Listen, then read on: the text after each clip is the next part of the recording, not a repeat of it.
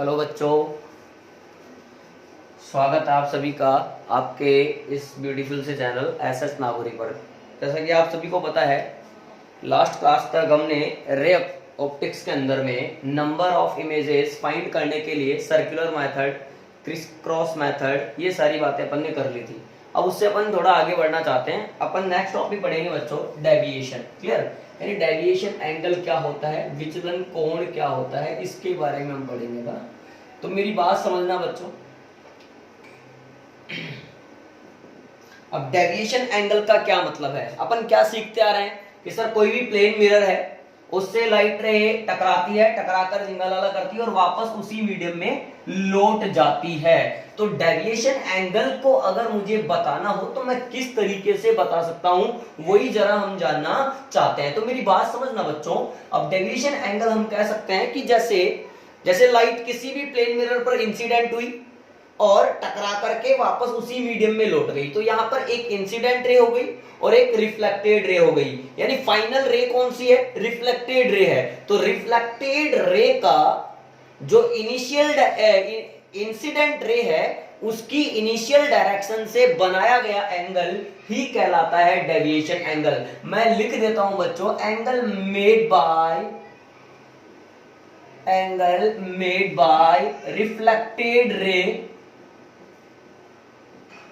reflected ray with initial direction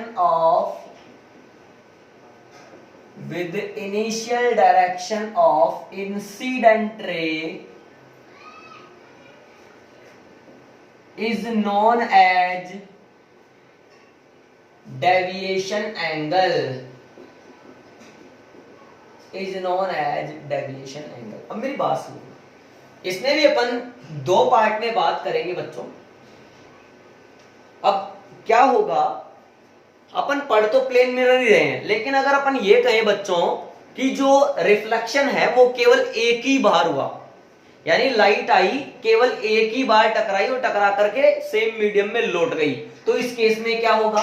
हाँ, ये भी हो सकता है कि एक से ज्यादा मिरर हो, दो मिरर हो, किसी फिक्स एंगल पर हो और लाइट रे आए, एक से टकराई, फिर दूसरे से भी टकराई, फिर रिफ्लेक्ट हुई। कहने का मतलब एक से ज्यादा बार रिफ्लेक्शन हो।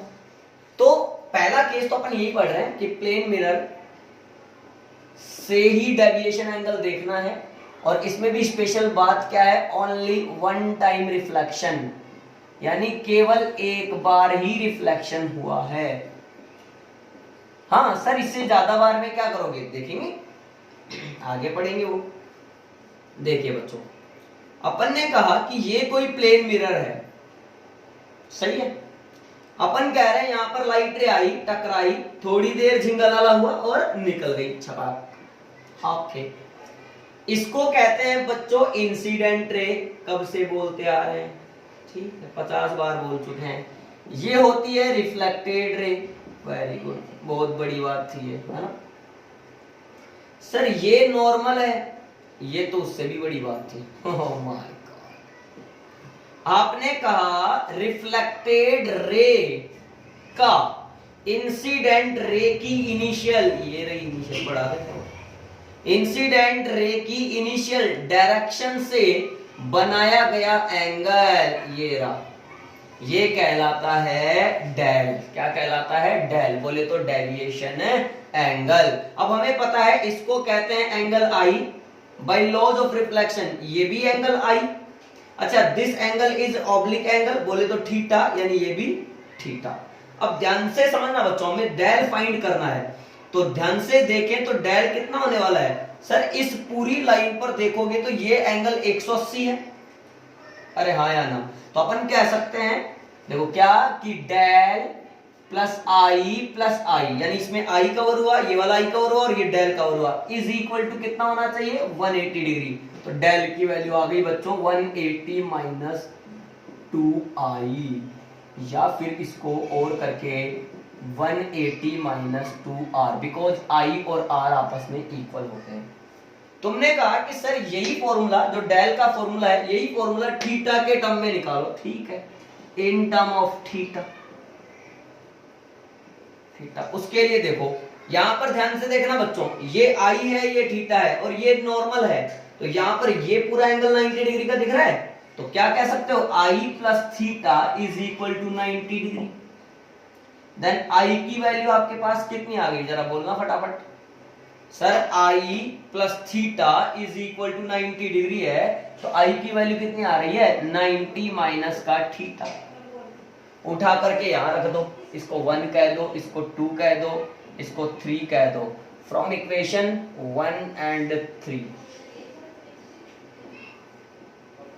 1 और 3 से del is equal to 180 minus 2, I की जगह लिख दिया 90 माइनस थीटा। ओके, 180 माइनस, ये हो गया 180 माइनस 2 थीटा, ये कैंसिल हो गया बच्चों। अच्छा, ये माइनस और माइनस प्लस हो चुका है, तो डेल की वैल्यू मेरे पास आ गई 2 थीटा, हाँ या ना। इक्वेशन नंबर आ गया 4। अच्छा बच्चों, ये तब की बात है जब केवल एक ही बार रिफ्लेक्शन हुआ है, तो डेल की वैल्यू आती है 180 माइनस 2i या 180 माइनस 2r, या फिर del is equal to 2 theta, where theta is oblique angle. Clear है? इस तरह से हम यहाँ पर डेल कैलकुलेट कर सकते हैं। देखो, अब यहाँ पर आप कहेंगे कि सर इसी केस के लिए डेल की वैल्यू मैक्सिमम कब होगी और डेल की वैल्यू मिनिमम कब होगी, तो चलिए जरा ये भी हम देखना चाहते हैं। तो मेरी बात ध्यान से सुनना बच्चों, मैंने कहा यानी डेविएशन कब सब ज्यादा से ज्यादा होगा और डेविएशन कब कम से कम होगा। तो for maximum deviation, for maximum deviation, यानी जब डेविएशन ज्यादा होगा उस कंडीशन की बात कर रहे हैं। For maximum deviation I is equal to R is equal to कितना होना चाहिए बच्चों, 0 होना चाहिए। यानी कहने का मतलब जब लाइट रे प्लेन मिरर पर नॉर्मली इंसिडेंट होगी तभी ऐसा हो सकता है। देन डेल मैक्सिमम कितना होगा बच्चों, 180, यानी बोले तो पाई रेडियन, हाँ या ना। उसी प्रकार से फॉर मिनिमम, ये कौन सा इंसिडेंस हुआ बच्चों, नॉर्मली, इसको बोल सकते हो आप अभिलंबवत, normally incidence. For minimum deviation I या R की जो वैल्यू है वो π/2, कहने का मतलब पैरेलल इंसिडेंट हो लाइट रे, ये मिरर है और लाइट रे ऐसे आ जाए, पैरेलल इंसिडेंस, है ना बच्चों। ठीक है, ये आपका नॉर्मल है, इसमें कोई डाउट नहीं है। Then del minimum is equal to pi minus 2π/2, ये 2 से 2 कैंसिल, तो डेल मिनिमम की वैल्यू कितनी आ गई बच्चों, 0 आ गई। इस प्रकार से हम यहाँ पर डेल की मैक्सिमम और मिनिमम वैल्यू फाइंड कर सकते हैं। फटाफट पॉज करके नोट करें। आया बच्चों समझ में? अब देखो, अब आपने कहा कि सर डेल की जो वैल्यू आई थी वो आई थी 180 माइनस 2i, तो कहीं ना कहीं ये तो समझ में आ रहा है कि सर जब केवल एक बार रिफ्लेक्शन होता है तो डेविएशन एंगल की वैल्यू इंसिडेंस एंगल पर डिपेंड करती है। जैसे जैसे इंसिडेंस एंगल की वैल्यू बढ़ाते हैं वैसे वैसे डेल की वैल्यू कम होती चली जाती है। अच्छा, इसको ग्राफ से भी समझा जा सकता है बच्चों। तो हमने क्या किया, डेल और आई के अंदर में एक ग्राफ ड्रॉ करना चाहा, तो देखना graph between del and I. तो वी नो दैट, जो हमें पता है वो हमने लिख लिया, del is equal to pi minus 2i। तो del is equal to minus 2i को आगे ले लिया, माइनस 2i प्लस का पाई। अच्छा, मानो कि डेल को y एक्सिस पर लेना है, तो ये हो गया y इज इक्वल टू, ये हो गया माइनस का mx, शाबाश, तो माइनस mx, x की वैल्यू i हो गई, प्लस का ये हो गया हमारा c, हाँ या ना। तो कहने का मतलब y बराबर माइनस mx प्लस c जैसा ग्राफ यहाँ पर हमें मिलेगा। ध्यान से देखना। अच्छा, स्लोप वगैरह पहले लिखना चाहो पहले लिख सकते हो, ढाल या स्लोप। तो स्लोप इज इक्वल टू होता है m, बोले तो tan थीटा, बोले तो यहाँ पर आ रहा है बच्चों 2, हाँ या ना। अब बोले तो थीटा कितना आ रहा है बच्चों, tan इनवर्स 2, हाँ या ना। आया समझ में? इसी प्रकार से अगर इंटरसेप्शन देखें, इंटरसेप्शन अंतःखंड जिसको C बोलते हैं, C कितना आ रहा है, पाई आ रहा है, हाँ या ना? ग्राफ देखना चाहें तो यहाँ पर मैंने डेल ले लिया वाई एक्सिस पर, यहाँ पर मैंने आई ले लिया एक्स एक्सिस पर, माइनस एम एक्स प्लस सी, स्लोप नेगेटिव है प्लस का सी, यानी यहां से अब माइनस एम एक्स, तो ऐसे ही होगा स्लोप नेगेटिव। बात समझ में आ रही है? अगर ये ग्राफ ऐसे होता तब तो स्लोप पॉजिटिव आता ना बच्चों, अब ऐसे है तो स्लोप कैसा है इसका? नेगेटिव है, समझना। तो यहां पर जो कोऑर्डिनेट आएंगे, एक्स कोऑर्डिनेट 0, ये मैक्सिमम डेल है तो वैसे भी यहां पर आएगा पाई। अच्छा यहाँ पर मिनिमम है तो यहाँ पर आएगा पाई कोमा 0। हाँ या ना? समझ में आई क्या मेरी बात आपको? क्या मेरी बात क्लियर है? फटाफट से नोट करें। देखो बच्चों, ये तब की बात थी जब केवल एक ही बार रिफ्लेक्शन होता है। अगर रिफ्लेक्शन एक से ज्यादा बार हो, अगर बच्चों रिफ्लेक्शन एक से ज्यादा बार हो तब क्या किया जाता है? तो सेकंड पार्ट है ना, अभी तो मैंने कहा था प्लेन मिरर या plane surface only one time reflection. अब मैं वापस से कह रहा हूं प्लेन मिरर ब्रैकेट में लिख दिया more than one time reflection, यानी एक टाइम से ज्यादा बार रिफ्लेक्शन हो तब क्या करते हैं? एक बात समझो, अगर एक से ज्यादा बार रिफ्लेक्शन होगा तो डेविएशन एंगल भी खूब सारे आएंगे।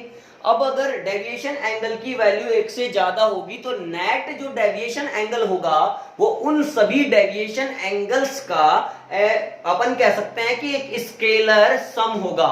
यानी कहने का मतलब अगर आपको डेल नेट चाहिए बच्चों तो सारे डेल को ऐड करते जाना, del 1 plus del 2 plus del 3 plus del n। हाँ या ना? इस तरह से ये अपने पास नेट डेविएशन मिल जाएगा। ओके, अब मैं इसको एक एग्जांपल दे करके या एक केस के वाइज समझाना चाहता हूं, मेरी बात समझना बच्चों। देखो केस में, इसमें मैंने केस ए ले लिया, पॉइंट में भी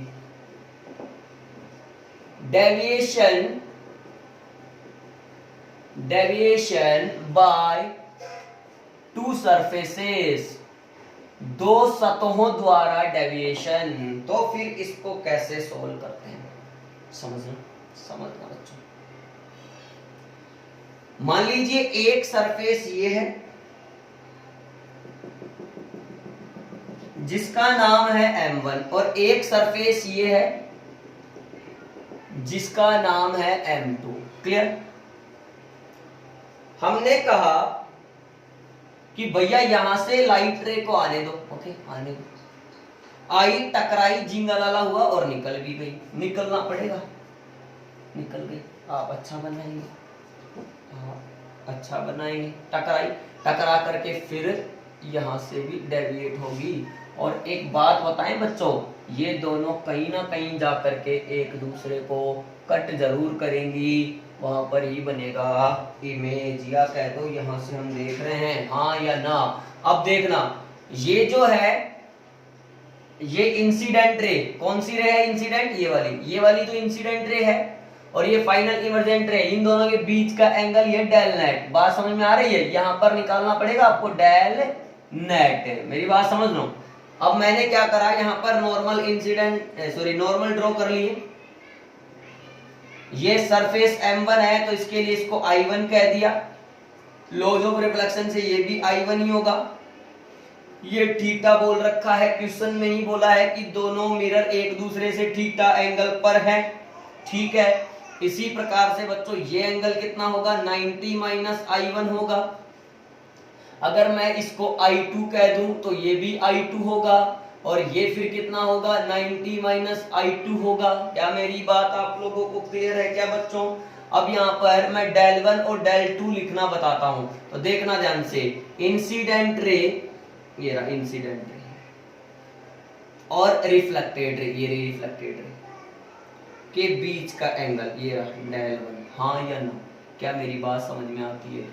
अरे मेरी बात समझ में आती है क्या? इसी प्रकार से इसके लिए इंसिडेंट रे, समझना ध्यान से, और रिफ्लेक्टेड रे, ये रे रिफ्लेक्टेड रे, ये इसको कहेंगे डेल 2। ठीक है, अब मैं डेल वन भी लिखना चाहता हूँ, डेल टू भी लिखना चाहता हूँ। मेरी बात ध्यान से सुनना, पहले डेल वन की बात करता हूँ बच्चों। अगर ये लाइन मैं यहाँ से यहाँ तक ले जाऊं तो इस पूरी लाइन पर ये पूरा एंगल कितना बनेगा, 180। अब 180 में से अगर इतना कम कर दे तो मेरे पास डेल वन आ जाएगा। तो देखना यहां से मैंने कहा del one is equal to कितना आ रहा है बच्चों, 180 यानी पाई माइनस 2i1। लेकिन ध्यान से एक बात देखो, ये जो डायरेक्शन है बच्चों, ये डायरेक्शन कौन सी आ रही है, क्लॉकवाइज डायरेक्शन आ रही है कि नहीं आ रही है, ये क्लॉकवाइज डायरेक्शन है। तो जब भी क्लॉकवाइज डायरेक्शन आती है तो एंगल होता है माइनस, और एंटी क्लॉकवाइज डायरेक्शन के लिए एंगल होता है प्लस। तो यहां पर कहीं पर मैं लिख देता हूं क्लॉकवाइज के लिए नेगेटिव और एंटी क्लॉकवाइज के लिए पॉजिटिव। आप लिख लेना बच्चों इसको चाहो तो अलग से कॉपी के ऊपर। तो ये माइनस हो गया, del one is equal to minus of pi minus 2i1, equation number first. Similarly या इसी प्रकार कुछ भी कहो, सिमिलरली, कौन सी similarly del two is equal to minus of, क्योंकि ये भी क्लॉकवाइज डायरेक्शन में ही घूम रहा है। हमेशा ध्यान रखना एंगल कैसे लेना है बच्चों, इंसिडेंट रे जो है ना उसकी इनिशियल डायरेक्शन को पकड़ना और वहां से घुमा देना किस तरफ, रिफ्लेक्टेड रे की तरफ। देखो मैंने यहां पर भी इंसिडेंट रे, इस मिरर के लिए ये वाली इंसिडेंट रे है, तो इस इंसिडेंट रे की इनिशियल डायरेक्शन देख ली, ये जा रही थी, यहां से पकड़ा और यहां घुमा दिया, हाँ या ना।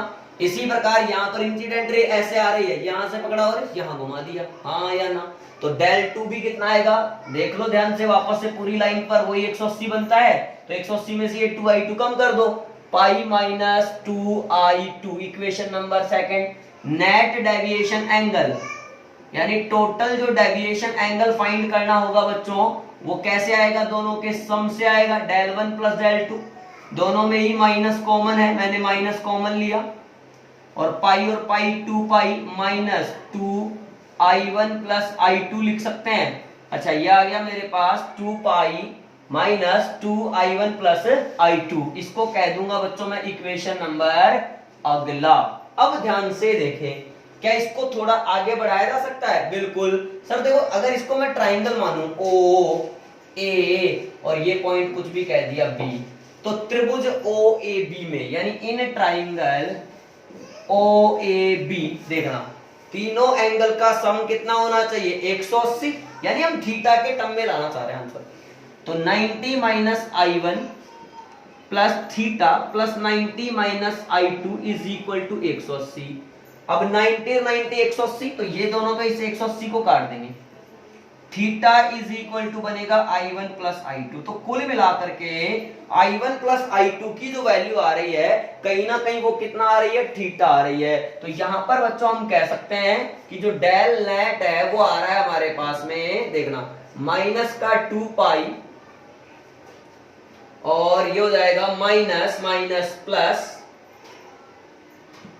कितना हो गया ये 2 थीटा, यानी 2 थीटा माइनस 2 पाई।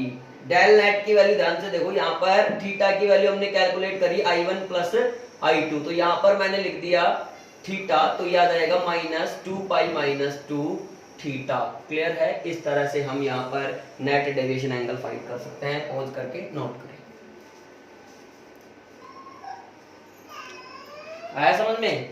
देखिए मैं इस स्टेप को यहां पर दोबारा से लिखता हूं। तो डेल नेट की वैल्यू हमने कितनी बताई आपको, सर यहां पर आपने i1 प्लस i2 निकाल लिया, कितना थीटा, उठा के आप पुट करा, तो डेल नेट कितना आया बच्चों, minus as it is 2 pi minus 2 theta. क्या यही आया हमारा डेल नेट।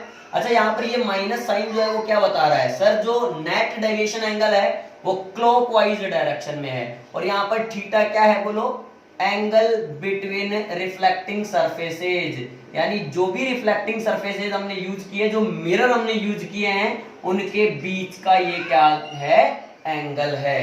अच्छा सर यहां से मुझे एक बात तो समझ में आती है, जब मैंने केवल एक बार रिफ्लेक्शन देखा तो उसमें डेल की वैल्यू आई पर डिपेंड कर रही थी सर, यानी जैसे जैसे आई को बढ़ाते हैं वैसे वैसे डेल लीनियरली घटता जाता है, because del is equal to आपने कहा माइनस 2i प्लस पाई, ये पिछले केस में था।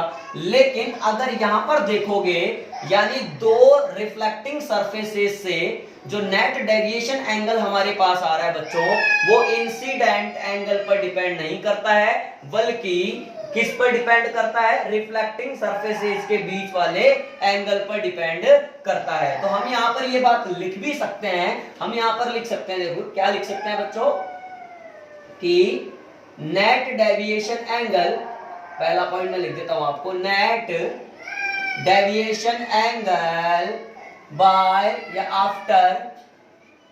After reflection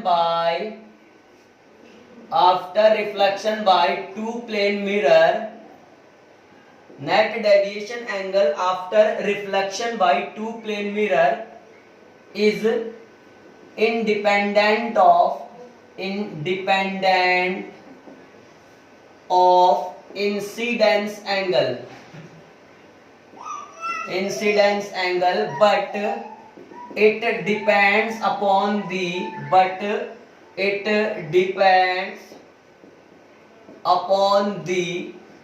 angle between reflecting surfaces, क्या मेरी बात क्लियर है? अच्छा, पॉइंट नंबर 2 देखो बच्चों। अच्छा, मैं ये कहूं कि अगर कोई भी दो प्लेन मिरर एक दूसरे के परपेंडिकुलर हैं, कोई भी दो प्लेन मिरर अगर एक दूसरे के परपेंडिकुलर हैं, तो इंसिडेंट रे जो होती है वो दोनों से रिफ्लेक्शन के बाद, यानी फाइनल जो इमर्जेंट रे है वो इंसिडेंट रे के एंटी पैरेलल होती है। इस लाइन को भी हम नोट कर सकते हैं। हम यहाँ पर ये वाला पॉइंट बच्चों ऐसे कह सकते हैं, कैसे देखना, इफ पॉइंट नंबर 2 चल रहा है, इफ टू प्लेन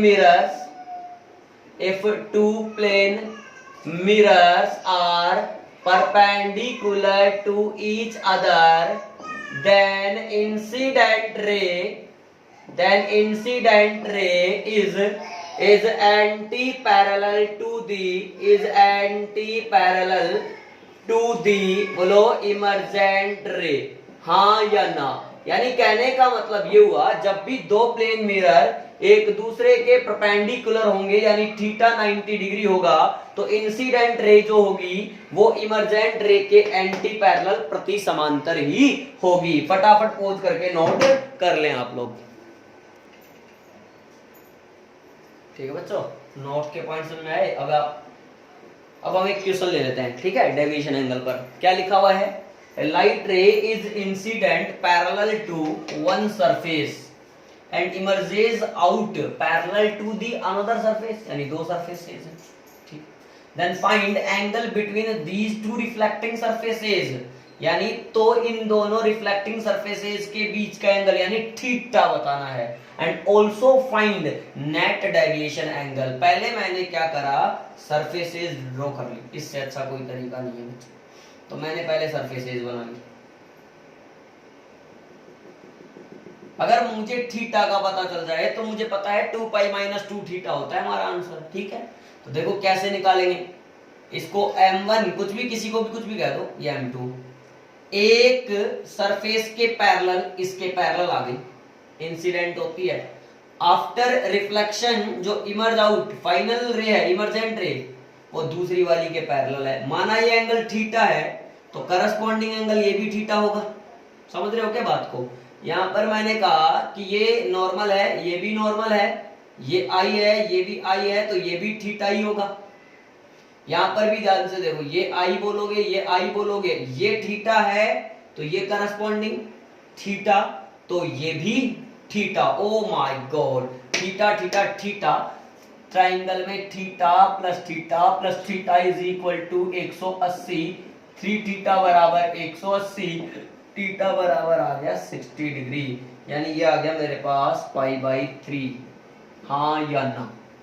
अतः यानी हैंस हम कह सकते हैं डेल नेट होता है, मैग्नीट्यूड ले लेते हैं 2 पाई माइनस 2 थीटा, क्योंकि बाहर वाला माइनस तो क्या बता रहा था, क्लॉकवाइज डायरेक्शन बता रहा था। तो डेल नेट की वैल्यू कितनी आ गई मेरे बच्चों, बताओ, 2 पाई माइनस 2 पाई/3, यानी ये हो गया 3 दूनी 6, 6 पाई माइनस 2 पाई, यानी 4 पाई/3, हाँ या ना?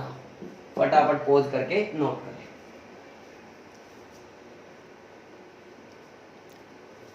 नेक्स्ट क्वेश्चन देखिए बच्चों।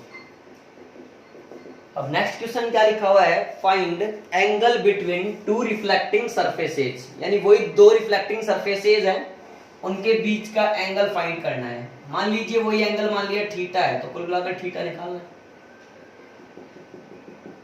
और क्या करना है, ठीक है। इफ इंसिडेंट लाइट रे makes an oblique angle of 45 degree, यानी ये कोई इंसिडेंट लाइट रे है, ये नॉर्मल है, ये इस तरह से इंसिडेंट हुई किसी सरफेस पर कि उस सरफेस पर इसने कितना ओब्लिक एंगल बनाया, 45 डिग्री, ये होता है oblique angle. And emerges out, पहले रिफ्लेक्शन करवाते हैं, ये रिफ्लेक्शन हुआ, टकराई, एंड थोड़ा ऊपर बना लेते हैं बच्चों, पहले रिफ्लेक्शन हुआ, ठीक है।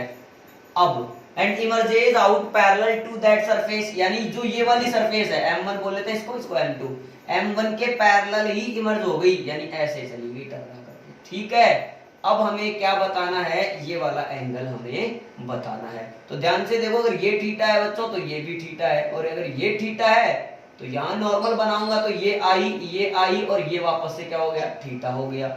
ये 45 है, ये आई या कुछ भी, ये I2 बोलेंगे, ये I1 बोलेंगे, तो ये कितना हो जाएगा, 45 ही हो जाएगा। इस ट्राइंगल में तीनों जो एंगल्स है उनका सम कितना होना चाहिए बच्चों, 180 होना चाहिए, तो ये 180 हो गया।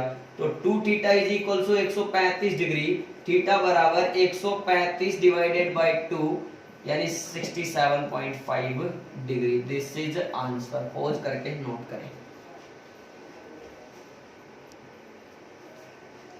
आया बच्चों समझ में? ठीक है बच्चों, आज के इस वीडियो में इतना ही काफी है। तब तक के लिए आप पढ़ाई करते रहिए, ठीक है। Thank you.